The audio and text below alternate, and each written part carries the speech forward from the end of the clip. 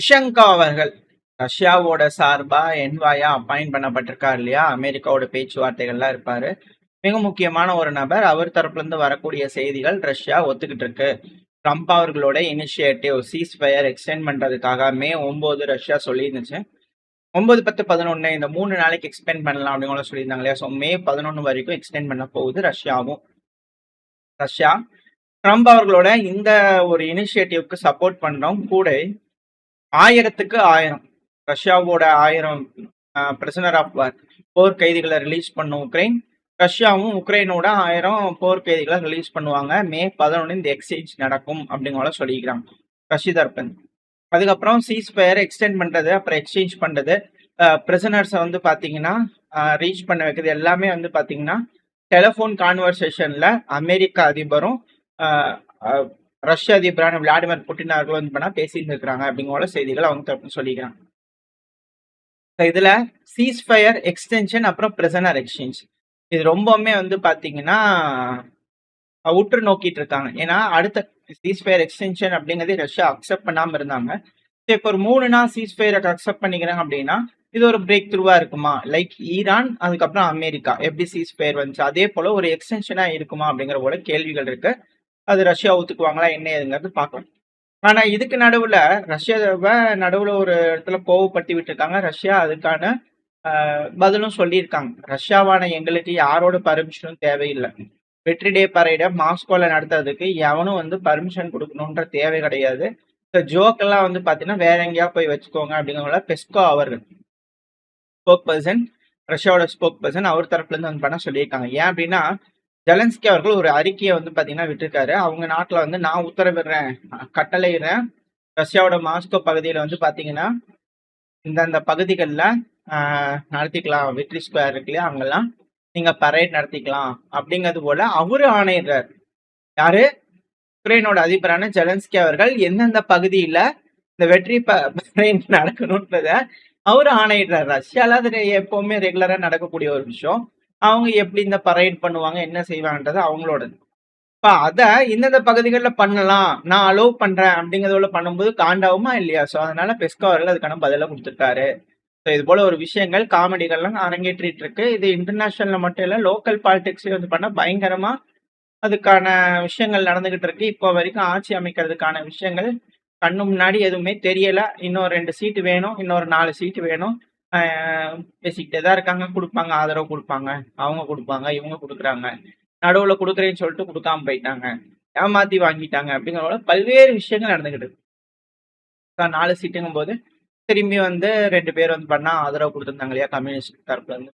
இப்போ 2 சீட்டு தேவை. அந்த 2 சீட்டு வந்து பாத்தீங்கன்னா திருமாவளவன் அவர்கள் கொடுக்குறாரா என்ன இதுங்கிறது பார்ப்போம். நம்ம இதுல பிரசிடென்ட் ரூலா இல்ல சிஎம் ஆட்சி ஆழ்வாரா அப்படிங்கிறத வெயிட் பண்ணி பார்க்கலாம். இல்ல ஏடிஎம்கே டிஎம்கேவா அப்படிங்கிற பேச்சுக்கெல்லாம் போயிட்டு இருக்கு. என்ன நடக்க போகுதுங்கிறத வெயிட் பண்ணி பார்க்கலாம். இதே ஒரு இன்ட்ரெஸ்டிங்கான ஒரு மூமெண்டா இருக்கு இல்லையா? தமிழ்நாடு பாலிடிக்ஸ் மட்டும் இல்லாம வேர்ல்டு பாலிடிக்ஸ் எல்லாமே ஒரு சேர இன்ட்ரெஸ்டிங்கா நடக்குது அப்படிங்கிறதா இது. சரி, ஓகே. இன்னைக்கு ஒரு மிக முக்கியமான விஷயம் எங்கன்ட்டு இல்ல, எல்லா பக்கமும் ஒரு மிக முக்கியமான ஒரு திருவிழா தான். ஸோ அது ரஷ்யால வந்து பாத்தீங்கன்னா இம்மோர்டல் ரெஜிம். ஸோ அதுக்கான பரைடு இல்லையா, அதுக்கான ரெடி ஆயிட்டு இருக்காங்க. விளாடிவாஸ்டாக்கா இருக்கட்டும், பீஜிங்கா இருக்கட்டும், சைனாவா இருக்கட்டும், சியோலா இருக்கட்டும், பல நாடுகள்லயும் வந்து பாத்தீங்கன்னா இம்மோர்டல் மார்ச் ரெஜிம் வந்து பாத்தீங்கன்னா மார்ச் நடந்துட்டு இருக்கு, மெமோரியல் ஈவெண்ட் நடந்துட்டு இருக்கு. கியூபாவா இருக்கட்டும், ஹவானாலாம் வந்து பாத்தீங்கன்னா அந்த வீரர்களுக்கு மரியாதை செலுத்தும் விதமா பல நாடுகள்லயும் வந்து பாத்தீங்கன்னா இத செலிப்ரேட் பண்ணாங்க. டிபிஆர்கேல இருந்தெல்லாம் வந்து பண்ணா ரஷ்யாவுக்கு வந்திருக்காங்க. மலேசியாவோட அரசர் வந்திருக்காரு. நம்ம நேத்திக்கு சொன்ன மாதிரி தான் ஸ்லோவாக்கியா, பெலரூஸ் அது போல பல நபர்கள் வந்திருக்காங்க. ஸோ புட்டின் அவர்கள் வந்து பாத்தீங்கன்னா ஸ்பீச் கொடுக்க ஆரம்பிச்சிருக்காரு. அது போக பல்வேறு விஷயங்கள் நடந்துட்டு இருக்கு. பெல்லோஸ் அவர்கள் பரைட் நடக்கக்கூடிய விஷயத்த அணிவகுப்பை பார்த்துக்கிட்டு இருக்காரு, மானிட்டர் பண்ணிட்டு இருக்காங்க. பல்வேறு விஷயங்கள் நடந்துகிட்டு இருக்கு. ஸோ இன்னைக்கு விழா கோலம் மாஸ்கோ மட்டும் இல்லாம உலகத்துக்கே வந்து பாத்தீங்கன்னா 2ஆம் உலக போர் முடிவடைந்த தினம் இன்று அப்படிங்கிறது போல விஷயம். இதுல ஒரு நாடுகள் ஒரு சில நாட்களுக்கு முன்னாடி இப்போ அந்த வரலாறு எல்லாம் மாத்தலாம் அப்படிங்கிற செஞ்சுட்டு இருக்காங்க. பட் இருந்தாலும் எல்லா பகுதிகள்லயும் வந்து பாத்தீங்கன்னா வெற்றி பரேட் அப்படிங்கிறது வந்து பாத்தீங்கன்னா ரொம்ப அதிக அளவுல செலிப்ரேட் பண்ணிக்கிட்டு இருக்காங்க. உலகத்துல வந்து பாத்தீங்கன்னா இது ஒரு திருவிழாவா கொண்டாடுவாங்க. அது நடந்துகிட்டு இருக்கு. நம்மளோட சக்சஸ், அவர் சக்சஸ் நம்மளோட மோர்டல் ஸ்ட்ரென்த் அப்படிங்கிறது நம்மளோட கரேஜ், நம்மளோட யூனிட்டி, நம்மளோட எபிலிட்டி எல்லாமே எதுக்கு நம்மளோட சேலஞ்சஸை ஓவர் கம் பண்ணி வரும் அப்படிங்கிறதோட விளாடிமிர் புட்டின் அவர்கள் வந்து பாத்தீங்கன்னா பல விஷயங்கள் பேசிக்கிட்டு இருக்காரு. இந்த ஒரு டைம்ல அமெரிக்காலையும் ஒரு செலிப்ரேஷன் போய்கிட்டு யாரு அமெரிக்காவோட அதிபரான டொனால்டு ட்ரம்ப் அவர்கள் தங்க சிலை, உருவ சிலை, அவரோட சிலை அவரே வச்சுக்கிறார் இல்லையா. அந்த செலிப்ரேஷன் வந்து பாத்தீங்கன்னா போய்கிட்டு இருக்கு. அங்க ஒரு சைட்ல அவங்க ஒரு சைட்ல மாபெரும் திருவிழா கொண்டாடிட்டு இருக்காங்க. ஸோ உலகமே வந்து பாத்தீங்கன்னா எல்லாரும் இதை பார்த்துக்கிட்டு இருக்கக்கூடிய சமயத்துல அப்படியே மிடில் ஈஸ்டுக்கு வந்துட்டோம் அப்படின்னா, மிடில் ஈஸ்ட்ல ஈரானோட அதிபரான மசூத் பெஷிஷ்கியான் அவர்கள் என்ன சொல்றாருன்னா, நாங்க சுத்தி இருக்கக்கூடிய நட்பு நாடுகளோட ஃப்ரெண்ட்ஷிப் ரிலேஷனை வந்து பாத்தீங்கன்னா எதிர்பார்க்கிறோம். மியூச்சுவலான ரெஸ்பெக்ட்ல காமன் இன்ட்ரெஸ்ட், இதைத்தான் நம்ம ரொம்ப நாளா சொல்லியிருந்தோம். காமன் இன்ட்ரெஸ்ட், இந்த இன்டர்செக்ஷன் ஆகக்கூடிய இன்ட்ரெஸ்ட்ல வந்து பாத்தீங்கன்னா இவங்க எல்லாம் ஒருங்கிணைறாங்க அப்படிங்கிறது போல. ஸோ அதை ஒரு திரும்பவும் கேட்டுக்கிறார். மியூச்சுவல் ரெஸ்பெக்ட், காமன் இன்ட்ரெஸ்ட்ல இங்க இருக்கக்கூடிய நாடுகள்லாம் ஒன்னா சேர்ந்து அணுகி பேசி நம்ம ஃப்ரெண்ட்ஸா இருக்கலாம் அப்படிங்கிற ஒரு விஷயத்த ஈரான் தரப்புல வச்சிருக்காங்க. ஆனா அதே நேரத்துல இந்த கொலோனியலிசம், அதாவது இந்த காலனி ஆட்சித்துவம் இருக்கு இல்லையா, ஸோ காலனித்துவத்துக்கு மனப்பான்மையில வந்து ஏதோ ஒரு பாலிசி, இந்த காலனித்துவ பாலிசியில ஏதோ ஒண்ணு எக்ஸ்ப்ளோரேஷன் பண்ணது, எக்ஸ்ப்ளாய்ட் பண்றது, இது போல வேலைகள் யாராவது வந்தீங்கன்னா நாங்க அதை கொஞ்சம் கூட டாலரேட் பண்ணிக்க மாட்டோம்.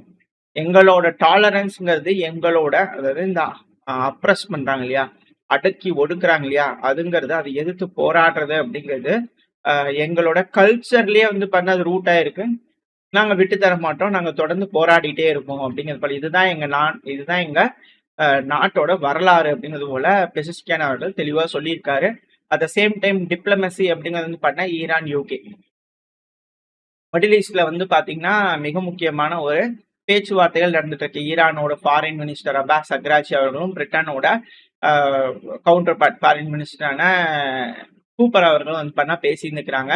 இந்த இடத்துல இருக்கக்கூடிய டெவலப்மெண்ட்ஸ், அதாவது ஸ்ட்ரைட் ஆஃப் ஹார்மோஸ் நடக்கக்கூடிய தாக்குதல் போல விஷயங்களா இருக்கு, எஸ்கலேஷன், ஸோ அது ரிலேட்டடாகவும் பேசியிருக்காங்க அப்படிங்கிற செய்திகள் வந்திருக்கு. அட் த சேம் டைம் இதே மிடில் ஈஸ்ட்ல ஜேடி வேன்ஸ் அவர்கள், வைஸ் பிரசிடென்ட் ஜேடி வேன்ஸ் அவர்கள், அமெரிக்காவோட துணை அதிபர், கத்தரோட பிரைம் மினிஸ்டர் அல் தானி அவர்கள் வந்து பாத்தீங்கன்னா பேசலாம், ஈரானை பத்தி பேசலாம் அப்படிங்கிற செய்திகள் வந்துகிட்டு இருக்கு. ஏன்னா பாகிஸ்தான் மெயின் மீடியேட்டராக இருந்தாலும் கத்தர் வந்து பாத்தீங்கன்னா பேக் சேனல் மூலியமா தெஹ்ரான், அதாவது ஈரானோட கேபிட்டல், ஸோ தெஹ்ரான் கிட்ட பேக் சேனல் மூலியமா பேச்சுவார்த்தைகள் நடத்திட்டு இருக்காங்க இல்லையா. Senior IRGC, Iran revolutionary guard ஃபிகர்ஸோட அதிகப்படியான பேச்சுவார்த்தைகள் பின்புறமா நடத்திக்கிட்டு இருக்காங்க. ஸோ பேக் சேனல் நடத்திட்டு இருக்கறனால இவங்களையும் வந்து பார்த்தீங்கன்னா அரிஸ்ட் பண்றாங்க அமெரிக்கா, கத்தனையும் ஏதோ ஒன்று பேசி ஒரு முடிவுக்கு கொண்டு வர வைக்கணும் இல்லைங்களா அப்படிங்கிற கத்தார் தரப்புல வந்து பார்த்தீங்கன்னா அழுத்தங்கள் கொடுக்கறதா சொல்லுது. மேபி அமெரிக்கா சைடு எடுக்கிறதுக்காக கேட்குறாங்களா அப்படின்ற கேள்வி. ஏன்னா சவுதி வந்து பார்த்தீங்கன்னா கிளியரா நோ சைடு அப்படிங்கிற சொல்லிட்டாங்க. இதுக்கப்புறம் அட்டாக்னா எங்களை யூஸ் பண்ணாதீங்க அப்படிங்கிறது போல. ஸோ குவைத் அது படி மனப்பான்மை வராங்க. இப்போ கத்தர், யுஏஇ இவங்கள என்ன மாதிரியான மனப்பான்மை எடுக்க போறாங்க அப்படிங்கிறது வரக்கூடிய நாட்களை தெரிஞ்சிடும். அப்படியே தமிழ்நாடு பாலிடிக்ஸ் பேசுற மாதிரியே இருக்கு. இவங்க இந்த கட்சியில போய் பேசுறாங்க, அவங்க அந்த கட்சியில போய் பேசுறாங்க மாதிரி தலைவர்கள், உலக தலைவர்கள் நாடுகள் கிட்ட பேசுறாங்க. இங்க இன்டர்நேஷனல் பாலிடிக்ஸ் வந்து பாத்தீங்கன்னா இப்ப நம்ம இங்க பாக்கலாம்.